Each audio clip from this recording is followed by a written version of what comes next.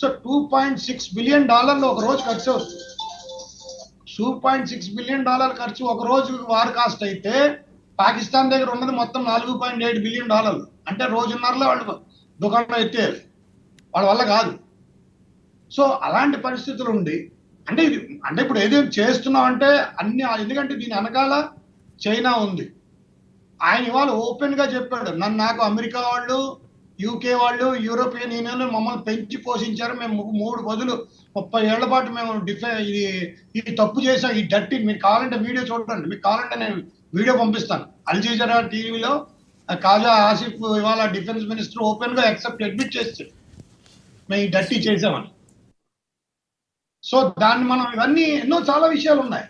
ఇప్పుడు ఈ విషయాలన్నింటినీ జాగ్రత్త క్రోడీకరించుకుని మనం ఏంటంటే మనం వార్ చేయడం పెద్ద ఇబ్బంది కాదు, మనం వార్ చేయం అంత ఇంట్రెస్ట్ గా.